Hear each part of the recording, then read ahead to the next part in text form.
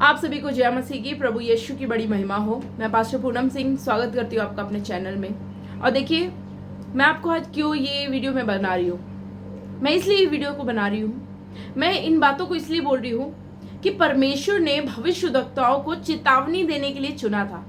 Bible के जितने भी भविष्यद्वक्ता है वो परमेश्वर का मुंह बन के निकले थे, है ना। चाहे वो यशाया हो या अरमिया हो, यजकेल हो, योना नबी हो, हबकूक हो, योएल हो, चाहे और भी बहुत सारे हैं। पता है परमेश्वर ने उनको क्यों चुना था? ताकि वो परमेश्वर के जो प्रभु चेतावनियों को देते थे उसको दे। लेकिन आज हर कोई भविष्यद्वक्ता बन गया है। आज हर कोई भविष्यवाणी करना चाह रहा है। हर कोई ये चाह रहा है कि हम इसके लिए भविष्यवाणी करें, उसके लिए। क्या आपको सही और गलत में कोई अंतर नहीं दिख रहा? आज कैसे भविष्यद्वक्ता खड़े हुए हैं? मैंने भी बीच में बहुत सी चंगाइयों के लिए प्रार्थना करना शुरू कर दिया था, लेकिन परमेश्वर ने मुझे रोक दिया। देखिए, जब तक आपकी बीमारियां, आपका दुख परेशानी दूर नहीं होगी, जब तक आप पूरा समर्पण नहीं देंगे अपना परमेश्वर को। अगर वचन को गहराई से अगर हम पढ़ें तो गहराई से बहुत सारी बातों को हम देख सकते हैं। लेकिन नहीं, आप लोग खरी बातों को सुनना नहीं चाहते। अगर कोई खरी बातें बोल रहा है तो उसको आप हटा देते हैं। आप उसके बारे में बुरी बुरी बातों को फैलाने लगते हैं। एक भी भविष्यद्वक्ता, आज मैं आपको उनको फल को पहचानना बताऊंगी। जो मुझ पे परमेश्वर ने बात करी मैं आपको वही बताऊंगी। ये बताइए, क्या आपको उनके फलों से आप नहीं पहचान पा रहे? भविष्यद्वक्ता किस लिए थे ये बताइए। एलिया किस लिए थे? वो क्या करते थे? वो भी तो एक भविष्यद्वक्ता थे ना। वो चेतावनियों को पहुंचाते थे। क्या वो ये बोलते थे जा तेरा आज पैसा बढ़ेगा? ये हाँ, चमत्कार जब परमेश्वर कराना चाहे वो एक बात अलग है। लेकिन अगर हर कोई भविष्य वक्ता के पीछे पड़ के और वो चिन्ह और चमत्कार के पीछे जा रहा है, तो याद रखिए, आप किसी भी रीति से स्वर्ग के वारिस नहीं होंगे। आप स्वर्ग में प्रवेश ना करने पाएंगे। ये मैं नहीं बोल रही हूं, ये वचन बोलता है। यीशु मसीह भी एक भविष्यद्वक्ता ही थे। देखिए वचन में क्या लिखा हुआ है। आखिर में यीशु मसीह कैसा सेवा करते थे, क्या प्रचार करते थे, वो किस जगह पे जाते थे, वो कैसे सेवकाई करते थे, इस बात को देखेंगे हम वचन से। अगर आप में से किसी को मेरी बात बुरी लग रही है, आप वीडियो को हटा सकते हैं, क्योंकि ये वीडियो सिर्फ उनके लिए है जो खरी शिक्षा को सुनना चाहते हैं और जो परमेश्वर के वचन को सुन के वो स्वर्ग में प्रवेश करना चाहते हैं।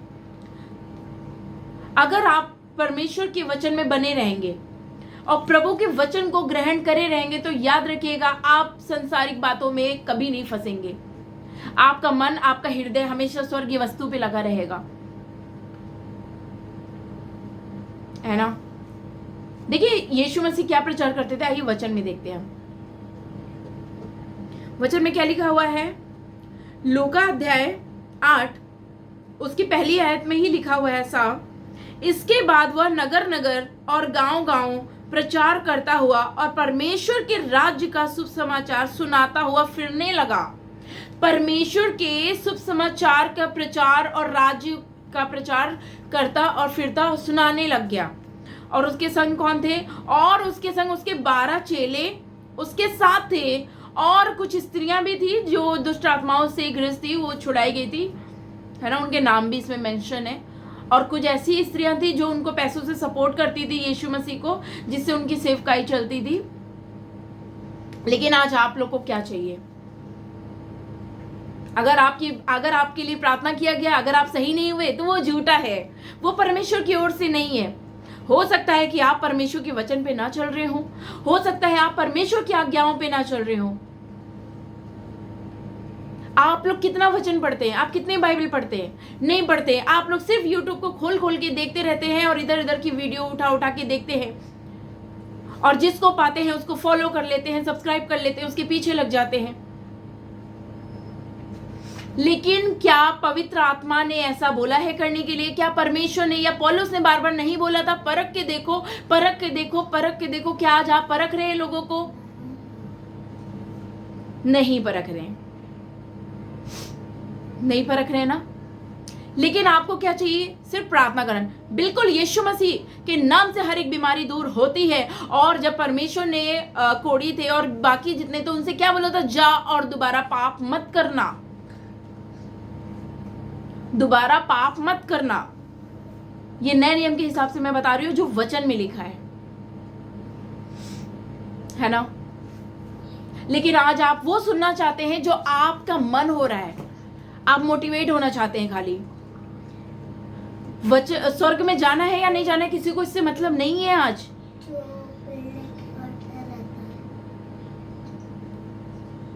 आज उस चीज से मतलब नहीं है कि आपको स्वर्ग जाना है या नहीं, आप स्वर्ग जा पाएंगे या नहीं। वो 9 फल जो परमेश्वर ने बोला था अपने अंदर ग्रहण करो, वो है कि नहीं, उन चीजों को नहीं जांचना है।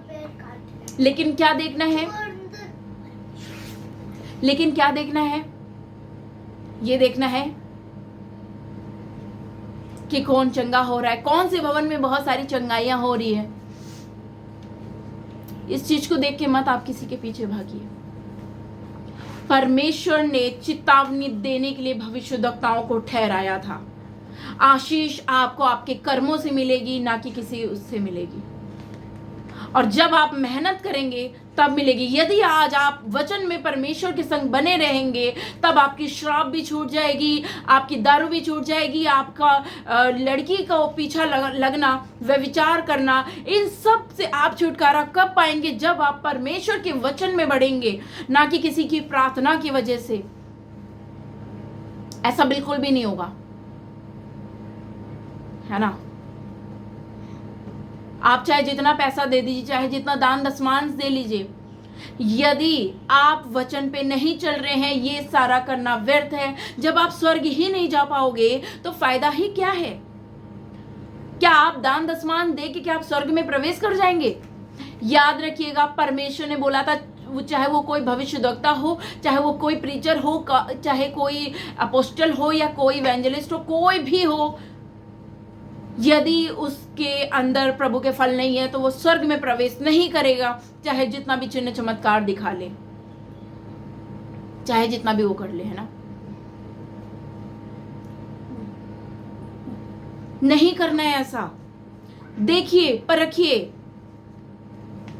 आज आप, अगर आपको मुझे परखना है तो आप एक काम करिए, आप प्रार्थना करिए, आप वचन में चलिए और मानने लग जाइए वचन। आज आपकी बीमारी दूर हो जाएगी। वचन में लिखा है ऐसा,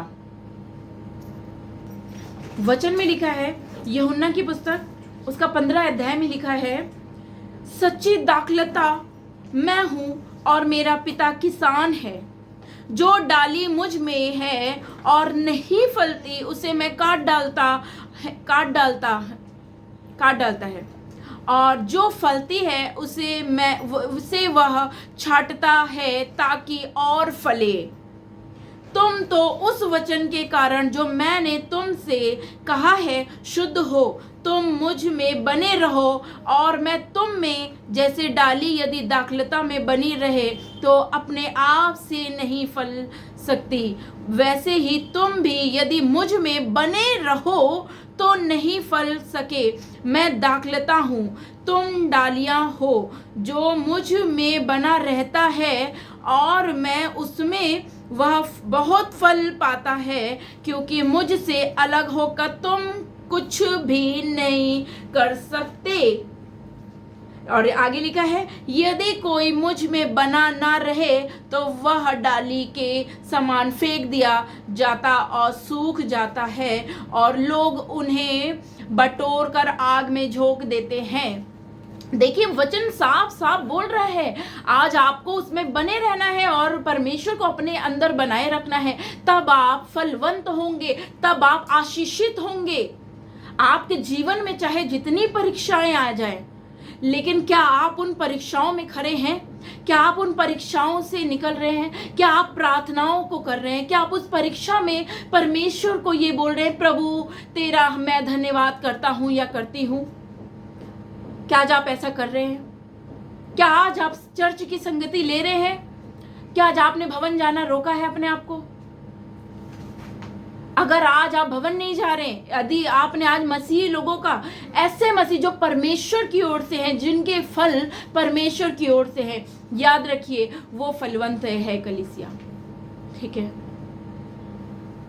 आज आपको अगर चंगा होना है तो परमेश्वर में बढ़िए, प्रभु की सारी आज्ञाओं को मानिए, चाहे जितनी भी कठिनाई आ जाए, चाहे जितनी भी परीक्षा आ जाए, आपको उसमें खड़े रहना है। आपको खड़े रह के प्रभु के साथ साथ चलना है। यदि आज आप नहीं खड़े होंगे और नहीं परमेश्वर के वचन को मानेंगे, नहीं परमेश्वर की आज्ञाओं पे चलेंगे, नहीं परमेश्वर की आज्ञाओं को अपने अंदर लेंगे, तो याद रखिए एक दिन आप काट के फेंक दिए जाएंगे, और जब आप सूख जाएंगे तो नरक की आग में जला दिए जाएंगे। इस वचन का एक्चुअल में अर्थ ये है, क्योंकि आप बिन परमेश्वर से अलग होके कुछ नहीं कर सकते। मैं परमेश्वर से अलग होके कुछ नहीं कर सकती।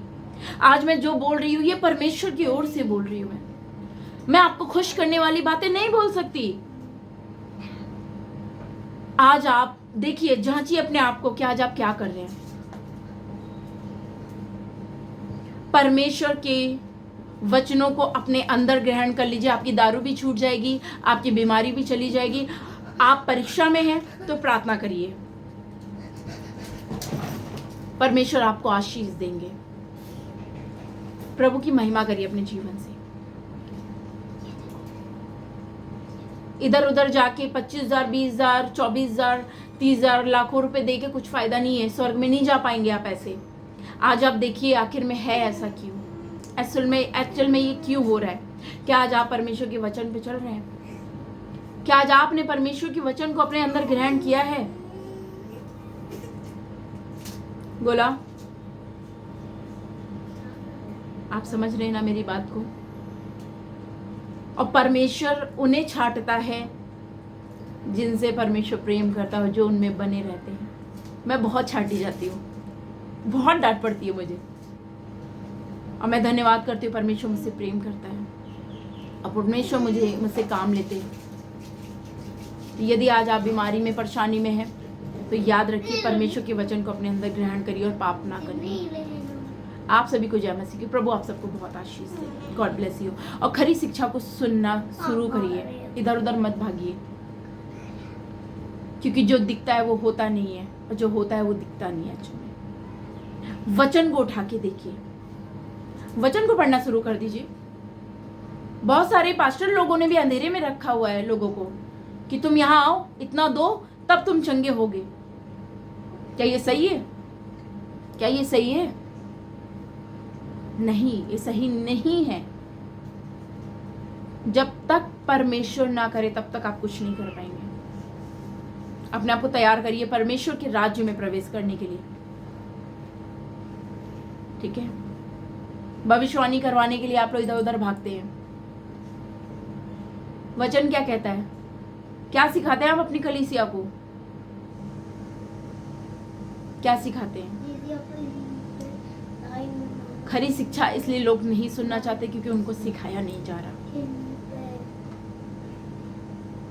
बहुत सारे, याद रखिएगा, अगर आज आप एक चर्च के मेंबर हैं या कोई भी हैं, याद रखिए बहुत सारे लोग स्वर्ग में इसलिए नहीं जा पाएंगे क्योंकि उन्होंने अपना अगुआ अच्छा नहीं चुना।